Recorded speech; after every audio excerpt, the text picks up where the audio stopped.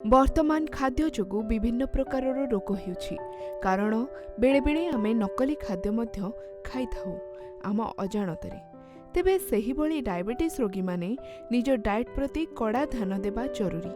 ସେମାନେ ଖାଉଥିବା ପ୍ରତିଟି ଖାଦ୍ୟ ସେମାନଙ୍କ ପାଇଁ ଜରୁରୀ।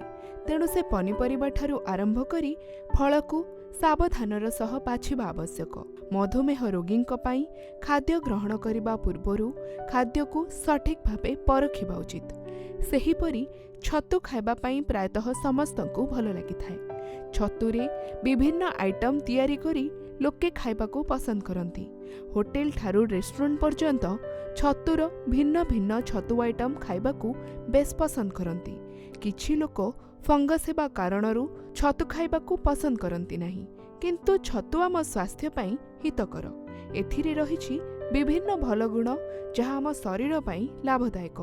ଛତୁ ସାମଗ୍ରିକ ସ୍ୱାସ୍ଥ୍ୟରେ ଉନ୍ନତି ଆଣେ।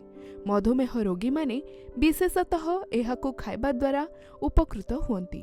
ଛତୁ ହେଉଛି ଏକ ସୁପରଫୁଡ୍, ଯେଉଁଥିରେ ଗ୍ଲାଇସେମିକ୍ ଇଣ୍ଡେକ୍ସ କମ୍ ରହିଥାଏ, ଯାହା ବ୍ଲଡ୍ ସୁଗର ଲେଭେଲକୁ ଆପଣଙ୍କ ଶରୀରରେ କଣ୍ଟ୍ରୋଲ କରେ।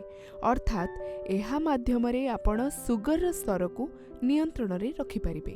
ଛତୁରେ ସୁଗର ଏବଂ କାର୍ବୋହାଇଡ୍ରେଟ୍ ଅଳ୍ପ ପରିମାଣରେ ଥାଏ। କେତେକ ଅଧ୍ୟୟନରୁ ଜଣାପଡ଼ିଛି ଯେ କମ୍ କାର୍ବୋହାଇଡ୍ରେଟ୍ ମଧୁମେହକୁ ନିୟନ୍ତ୍ରଣ କରିବାରେ ସାହାଯ୍ୟ କରିଥାଏ।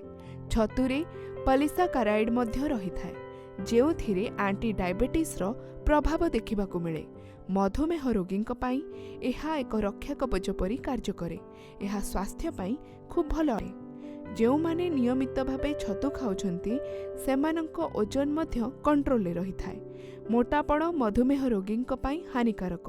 ଛତୁରେ ପ୍ରୋଟିନ୍, ଡାଏଟାରୀ ଫାଇବର ସହିତ minerals vitamin B1, vitamin B2, vitamin B12 ରହିଥାଏ। ଅନ୍ୟପଟେ ଭାଇଟାମିନ୍ ସି, ଭାଇଟାମିନ୍ ଇ, କ୍ୱିନୋଲୋନ୍, ଷ୍ଟେରଏଡ୍, ଫ୍ଲାଭୋନଏଡ୍, ଆଣ୍ଟିଅକ୍ସିଡାଣ୍ଟ ଭଳି କାରୋଟିନଏଡ୍ ଏଥିରେ ମହଜୁଦ ରହିଛି।